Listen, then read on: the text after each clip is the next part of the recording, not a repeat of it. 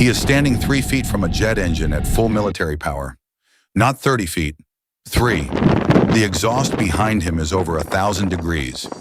The air pressure alone can lift a grown man off the deck and throw him into the sea. He is not backing away. He is crouched down, one knee on the steel, looking under the aircraft. And in about 4 seconds, he is going to touch it. This is the flight deck of an American aircraft carrier. 4.5 acres of steel, moving at 30 knots in the middle of an ocean. It has been called the most dangerous workplace on Earth, and that is not marketing. Every 25 seconds, a fighter weighing as much as a loaded semi-truck is thrown off the front of it. The people making that happen average 20 years old. Here is what makes this job different from every other dangerous job in the world. A steel worker who makes a mistake usually hurts himself. Up here, one person entering one wrong number into one console will send a $50 million aircraft into the water with 2 people strapped inside it, and the ship will run them over. That number is the reason this video exists. We will get to it. From above, the deck looks like chaos and colored shirts. It is the opposite. Every jersey color is a job, and the colors exist for one reason. At 140 decibels, nobody can hear anything. Not shouting, not radios without protection, nothing. So the entire operation runs on color and on hand signals. You learn to read the deck the way you read a sentence. Yellow shirts move aircraft. They are the directors, and while an aircraft is under their signal, a pilot in a fighter jet does exactly what a 22-year-old with 2 orange wands tells him to do. Purple shirts, called grapes, handle fuel. Red shirts handle weapons and crash rescue. Brown shirts own individual aircraft. Blue shirts chain them down. White is safety and medical. And green. Green shirts run the catapults and the arresting gear. These are the people in this story. They are the ones who work closest to the aircraft, lowest to the deck, and with the least room to move. When you see someone crawling underneath a fighter jet with its engines running, that is a green shirt, and that is a normal Tuesday. Everyone up here wears the same 3 things. A cranial, a hard shell with ear protection and goggles built into it. A float coat that inflates by itself if it hits water. And steel-toed boots. The float coat is not optional, and it is not paranoia. If you go over the side of a carrier, the ship needs about a mile to turn around. And by then, you are a dot on an ocean. A Nimitz-class carrier has 4 catapults, 2 on the bow, 2 on the angled deck. Each one is a slot in the steel about 300 feet long, with a shuttle that rides inside it. On the older ships, that shuttle is driven by steam piped up from the nuclear reactors. On the newest ones, the Ford class, it is driven by electromagnets. The job on deck barely changed. Below the deck, in a compartment called Flight Deck Control, there is a device the Navy has used since the Second World War. It is a scale model of the deck, flat on a table, with a small plastic aircraft for every real aircraft on the ship. Nuts, bolts, and washers stuck to them, record fuel state, damage, readiness. They call it the Ouija board. It is analog and it is authoritative. Why keep a board of plastic toys on a nuclear-powered warship in the 2020s? Because it does not lose power, it does not reboot, and one glance at it tells an officer everything about 80 aircraft at once. When the ship goes dark, that board still works. Redundancy up here is not a slogan. Everything critical exists at least twice. A launch begins with a number, the weight of the aircraft. Fuel, missiles, bombs, pod, pilot, everything. That number decides how hard the catapult has to pull. Too much force and it damages the airframe. Too little and the aircraft leaves the deck below flying speed.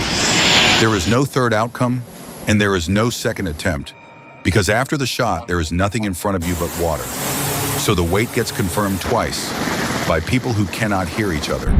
The pilot holds up a weight board through the canopy. A crewman reads it and holds up his own board with the number he was given. The pilot looks at it. If the 2 numbers match, he nods. If they do not, everything stops. 2 humans, 1 glance, no electronics involved. Now the aircraft has to be placed on the catapult. And placed is the right word. The tolerance is inches. A yellow shirt walks it forward with hand signals, while another crewman lies almost flat, watching a hook on the nose gear called the launch bar drop into the shuttle. Get it wrong by a few inches, and the shuttle will fire without the aircraft attached to it. Behind the aircraft, a slab of steel rises out of the deck. It is called the jet blast deflector, and it exists because the exhaust from a fighter at full power would otherwise cook everything and everyone behind it for 100 feet. The deflector gets so hot it has seawater pumped through the inside of it continuously just to keep the metal from failing. Then comes the part that does not look real. A small steel piece called the holdback fitting connects the aircraft to the deck. Its entire job is to brake. It holds the jet in place while the engines run all the way up, so the aircraft is already at full thrust the instant the catapult fires. It is engineered to fail at an exact known load. Nothing about it is a compromise.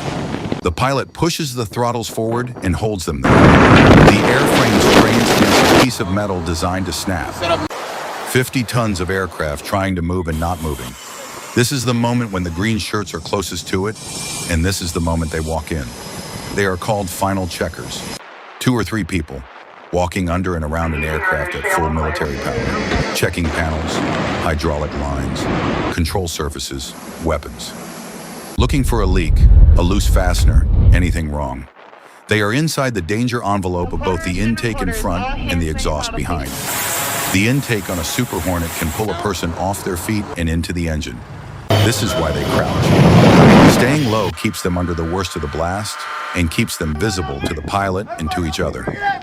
Everything is confirmed with hands because there is no other way. A thumb up, a closed fist, contact on the shoulder to say, "I am behind you, do not step back." Their world has shrunk to gestures. When the checkers are clear, the signal passes to the catapult officer. Everyone calls him the shooter. He is watching the aircraft, the deck, the bow, and the sea state all at once. He looks at the pilot. The pilot salutes, and that salute means one thing. My aircraft is ready, I am ready, and I am handing you the decision. Then the pilot puts his head back against the headrest and takes his hand off the stick. He is deliberately removing himself from the controls, because what happens next is violent enough that an involuntary grip could put the aircraft into the water. The shooter touches the deck. Somebody in a small armored bubble in the deck presses a button, and that number from earlier becomes real. 2 seconds. 0 to about 165 miles an hour in 300 feet of steel. The pilot takes roughly 3 times the force of gravity straight into his back. Every loose object in the cockpit hits the rear bulkhead. And on the deck, the crew that was crouched 3 feet away is already turning toward the next aircraft because there is one behind it. But launching them is only half of it. Every aircraft that leaves has to come back, and the same green shirts handle the other end. Stretched across the back of the deck are 4 steel cables, each about 1.5 inches thick, lying a few inches above the surface. That is the entire landing system. 4 wires and about 300 feet of deck. A returning fighter comes in at around 150 miles an hour with a hook hanging off its tail. The pilot is aiming for the 3rd wire. Not any wire. The 3rd one specifically, because it gives the most margin on both sides. From the moment that hook catches steel to a complete stop takes about 2 seconds on a runway that is also moving away from him. And here is the part that sounds wrong. At the instant the wheels hit the deck, the pilot pushes the throttles to full power. Not idle, full. Because if that hook skips over all 4 wires, and it happens, the aircraft has to fly off the front of the ship immediately. They call it a bolter. Every single landing is flown as though it is about to fail. Every one of those landings is graded. An officer standing at the deck edge watches each approach and scores it, and the scores go up on a chart in the ready room that everybody calls the greenie board. Colored squares, 1 row per pilot, visible to the entire squadron. Your worst night is on a wall where your friends drink coffee. Nobody hides a bad pass. Subscribe.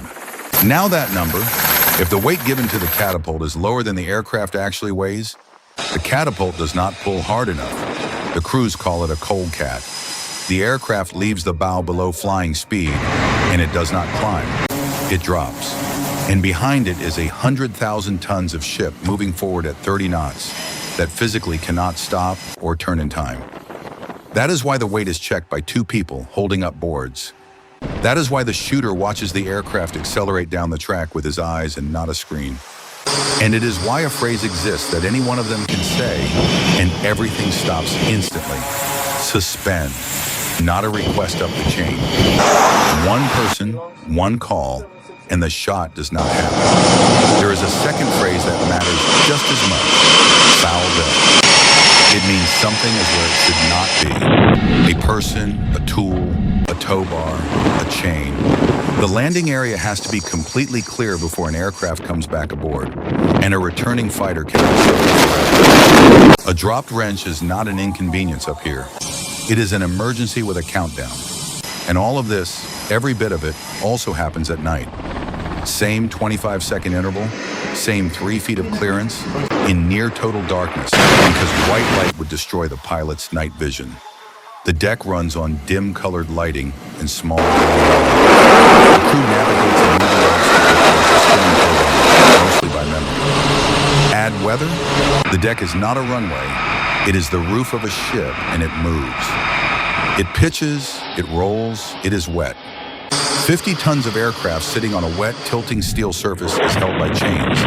And those chains are put on and taken off by hand, by someone kneeling next to a running engine on the deck that is trying to slide it off. And when something does go wrong, nobody is coming. There is no fire department to call, no ambulance, no hospital down the road. The red shirts standing near the deck edge in silver suits are the fire department. The white shirts are the hospital. Everyone who is going to solve the problem is already standing on the 4.5 acres. And they knew that when they walked up. Now remember who is doing this. The person kneeling under a fighter to chain it down may be 19 years old. 2 years ago, he was in a high school parking lot. His supervisor is 24. The officer running the catapult is in his early 30s, and on this deck that makes him old. There is no civilian equivalent to handing that much consequence to people that young. So how does anyone do this job for months at a time? By making almost nothing a decision. The sequence is identical every single time, on every ship, on every deck. The same signals, the same checks, the same words. Not because the Navy loves procedure, but because a procedure that is completely automatic still works when you are exhausted, soaked, and it is 3 in the morning. Go back to the man from the beginning. 3 feet from the engine, one knee on the steel, looking up at a panel. He is not brave in the way films mean it. He is the last set of eyes before that aircraft leaves the ship, and he knows exactly what he's looking for. What keeps him alive is not nerve. It is knowing precisely where he is allowed to stand. Roughly 5,000 people live on that ship. Most of them will never come up here. They are keeping the reactors running, the meals coming, the water fresh, in a steel city with no windows. Which raises a question almost nobody asks about aircraft carriers. How do 5,000 people shower every day in the middle of an ocean with no fresh water? That is the next one.